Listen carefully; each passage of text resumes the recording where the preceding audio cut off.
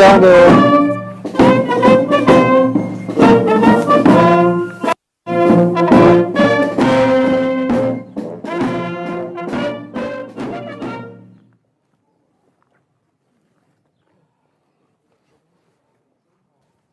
Ouvrez le banc.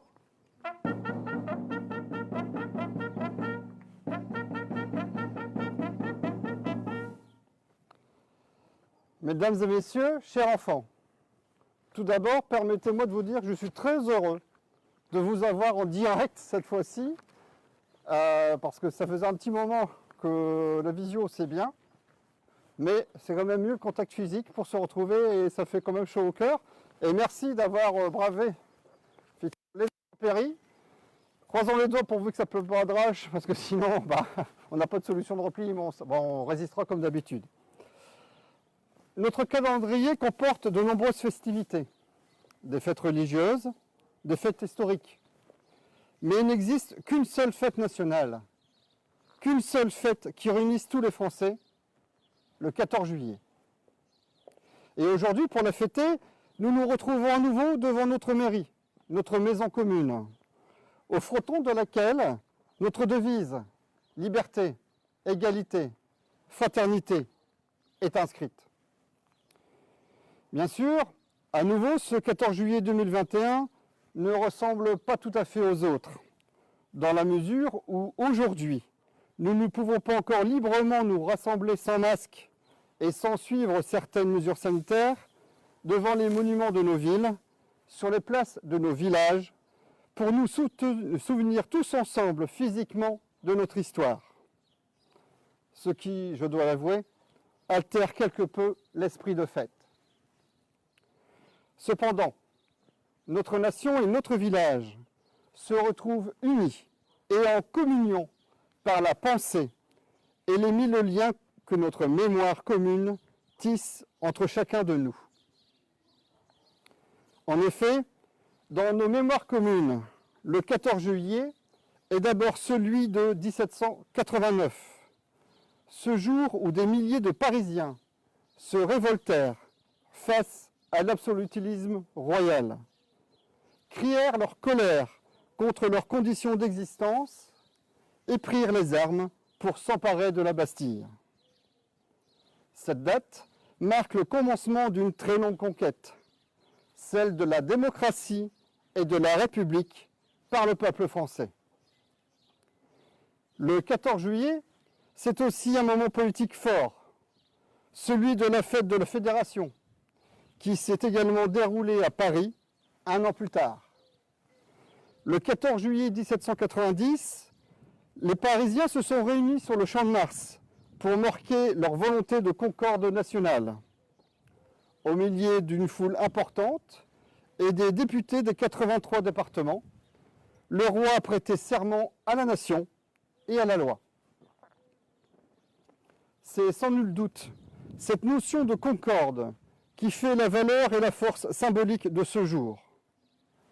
Comme le rappelait Jules Michelet, si ce jour s'est inscrit dans la mémoire des hommes, c'est que la nation tout entière, sans distinction de parti, sans connaître encore les oppositions de classe, marchait sous un seul drapeau fraternel. Cette concorde a pour fondement la République. Du moment historique où le peuple cesse d'être un sujet pour devenir acteur de son destin, découlent des principes sur lesquels repose encore aujourd'hui notre concorde nationale, tels que les droits de l'homme et du citoyen tout d'abord, mais aussi la liberté de la presse, la liberté d'association, la liberté d'entreprendre, la laïcité de nos institutions publiques, les droits de l'enfant. Ces conquêtes politiques sont essentielles. Elles sont constitutives de notre régime politique et sont au fondement du fonctionnement de notre société, de notre pays. Il n'est jamais inutile de le rappeler, encore plus en ces temps qui résonnent de radicalisme en tout genre, de velléités communautaristes, d'intolérance et même de violence. L'actualité nous le rappelle trop souvent. Nos valeurs communes, celles qui fondent la République et notre nation, sont attaquées. elles le sont frontalement quand un professeur meurt décapité par un fanatique islamiste. Elles le sont aussi insidieusement quand une personne est agressée verbalement ou physiquement en raison de son sexe, de son apparence, de ses convictions religieuses ou encore de ses préférences sexuelles.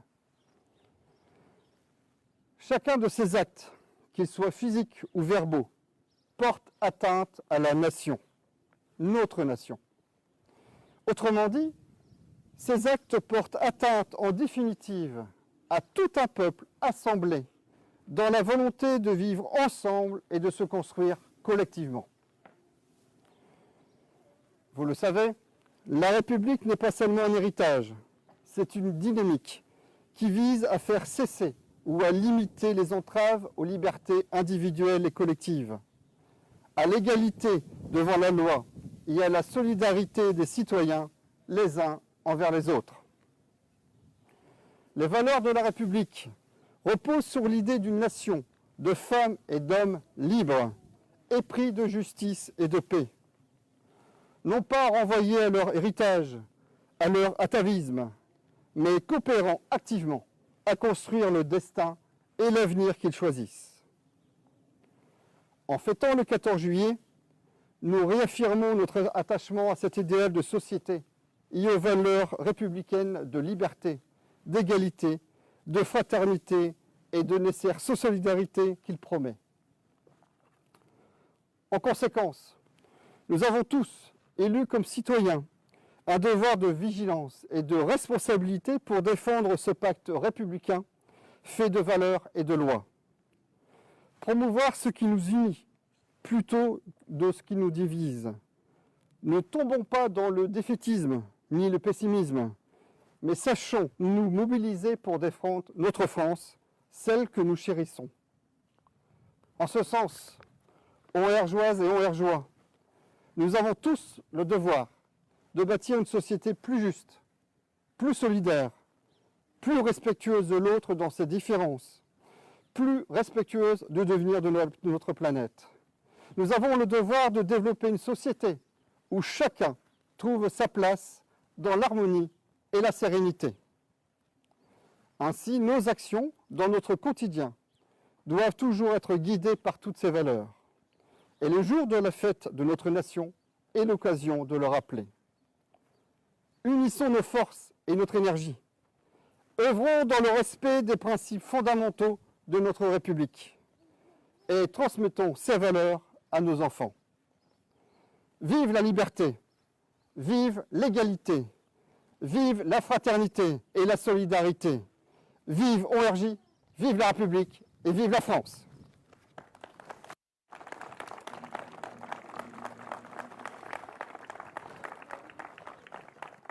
Je vous remercie.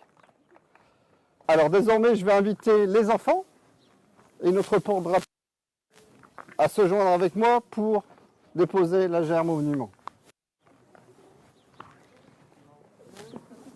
Allez, venez les enfants.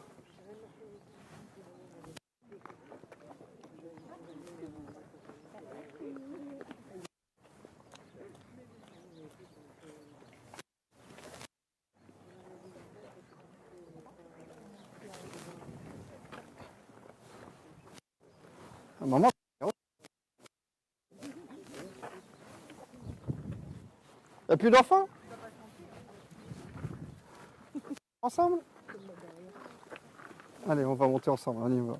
Allez-y, allez-y, montons, montons. On monte ensemble.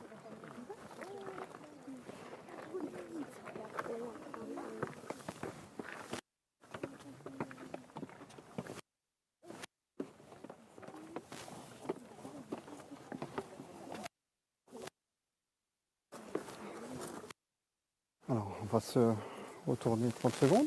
Hein, on va tous se retourner et on va passer un petit moment ensemble. Voilà, devant les monuments noirs.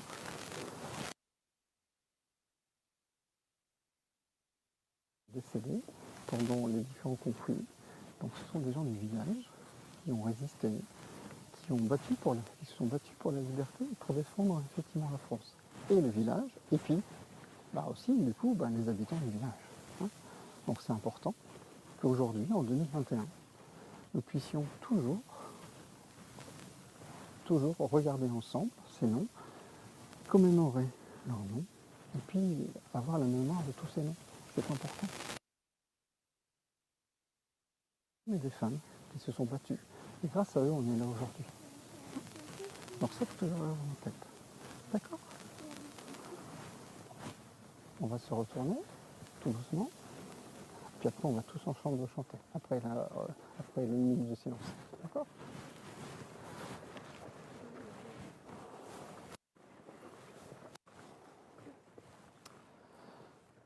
Je vous invite désormais à observer une minute de silence.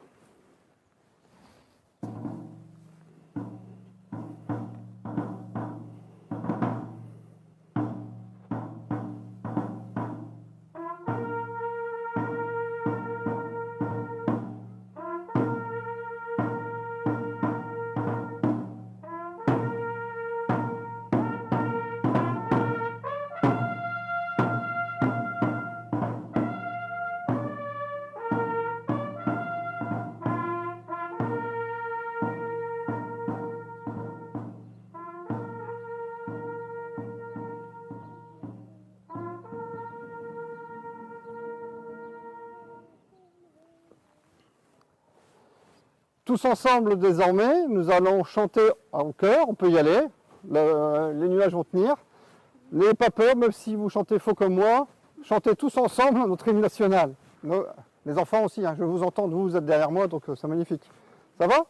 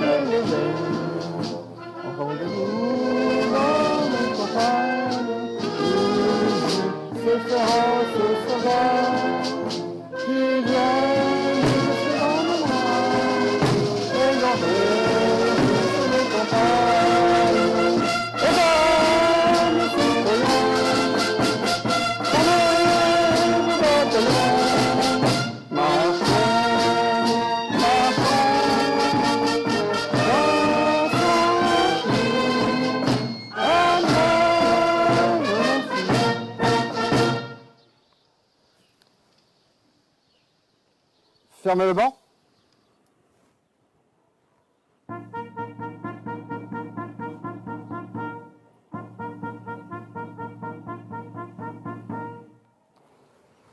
Alors ainsi s'achève notre première partie de cérémonie.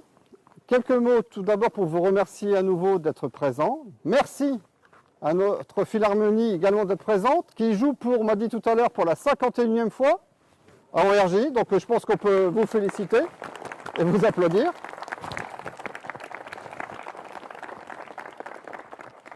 Ça fait un peu de temps, hein, finalement. N'est-ce pas? Donc, pour être sûr qu'avoir un peu de beau temps et pour pouvoir faire la seconde partie de la cérémonie, je vous invite à nous replier à la salle de fête, où du un peu plus de place, on pourra remettre les dicos aux enfants qui partent en 6e, et puis en faisant attention, bien entendu, nous pourrons partager le verre de la paix. Je vous remercie.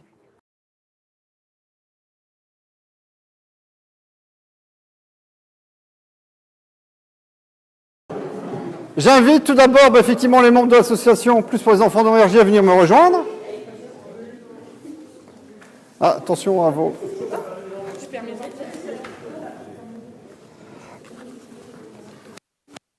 Et je vais donc aussi inviter les enfants suivants. Levec Hugo, il n'est pas là. Marlier Romane, je sais bien que je l'avais vu. Philippe Noah qui est excusé. Richard Héline. Trelka Naïs. Valé Lucien. Le Point Timéo. Vas-y Timéo. Hubert Lucas. Dubreuil Louise. Ah ah. Bon, 4 sur 9, c'est quand même pas mal. 4 sur 9, c'est pas mal. Bon, alors, les filles, là, vous êtes majoritaires. Là, tu vas être tout seul, là, je suis désolé. Bon, pas grave. Alors, à tous, ben voilà, je vous présente les enfants du village qui rentrent en 6e en septembre.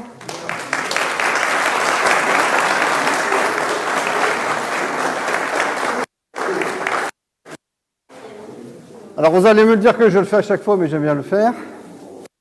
Dire que vous rentrez dans cette semaine.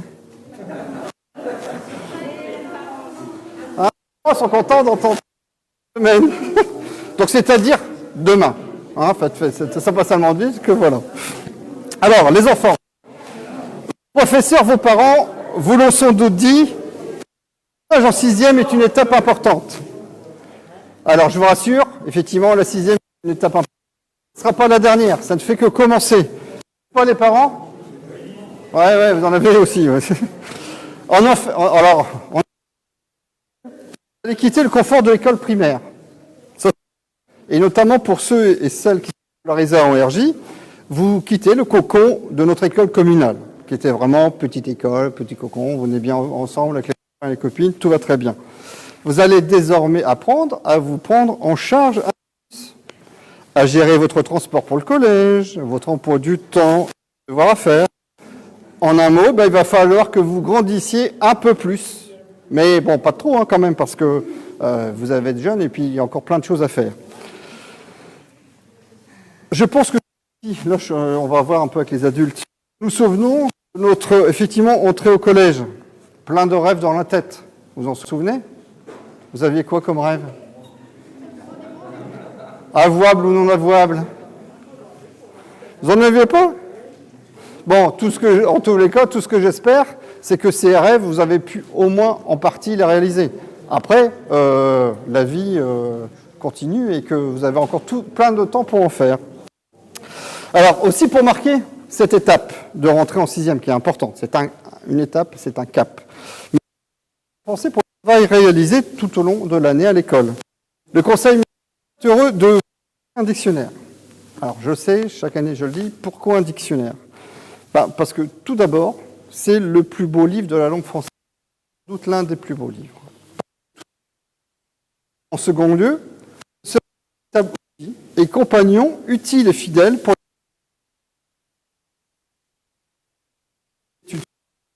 effectivement l'apprentissage et même entrer dans la vie active ou tout simplement à la maison. Hein. Effectivement, on a tous besoin de dictionnaires et on a tous des dictionnaires à la maison. Parfois, il est un peu rangé en haut d'une étagère et qu'il y a un peu de poussière parce qu'on ne l'a pas sorti depuis un petit moment. Oh, normalement, on a tous un. En effet, malgré les ordinateurs, les smartphones, malgré Internet et les vous vous percevez, le dictionnaire est indispensable. Un, il ne tombe jamais en panne et il n'a pas besoin de l'électricité, de la fibre ou de connexion pour fonctionner. Ça, c'est clair, net, précis. Il n'y a qu'à le prendre et tourner les pages. Même si ce n'est pas simple à se servir d'un dictionnaire. Hein, c'est pas simple. Alors, bien entendu, on a fait un peu moderne à ORJ. Le dico qu'on va vous offrir, et effectivement, il y a un accès qui est sur Internet et d'avoir tout votre dico sur Internet. Oui, modernité oblige.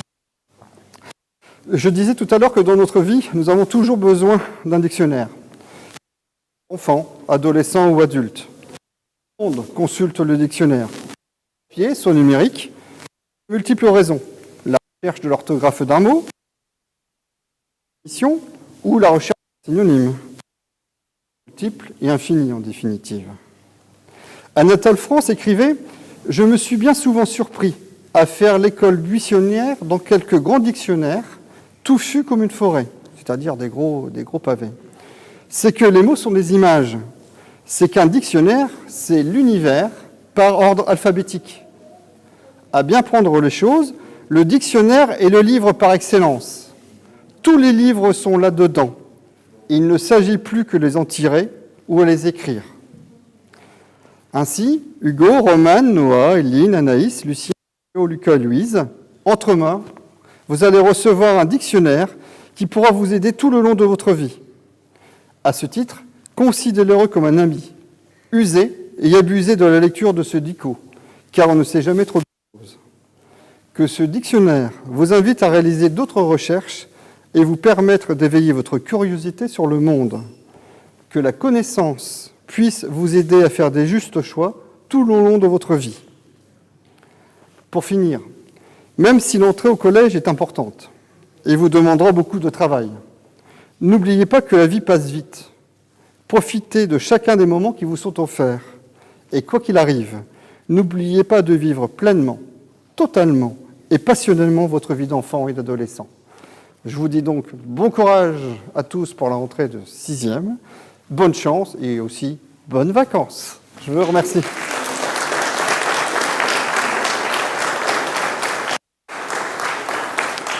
Les collègues, je vous invite du coup à remettre les dicos.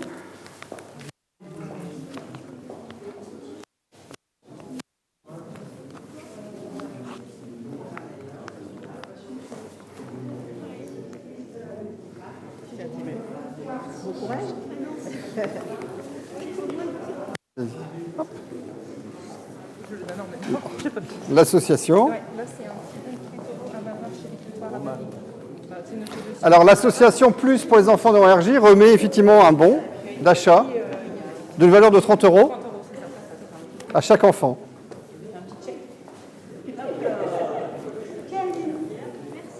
Attention, c'est lourd. Bon, ben, bon courage pour les 6e. On va faire une photo ensemble. L'association ? On va faire une photo ensemble. Bon, je pense qu'on peut encore les applaudir bien fort.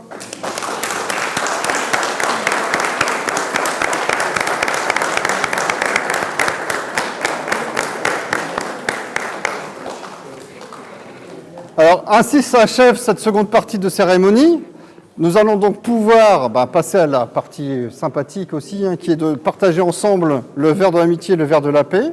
Pour ceux qui, effectivement, qui nous écoutent et qui sont en direct, s'ils ne sont pas très loin, allez, profitez-en, faites un saut jusqu'ici, on vous offrira bien un petit verre à partager ensemble. Je pense qu'on est tous d'accord. Et puis, je vous remercie à tous et je vous dis à la prochaine manifestation. Merci. Au revoir.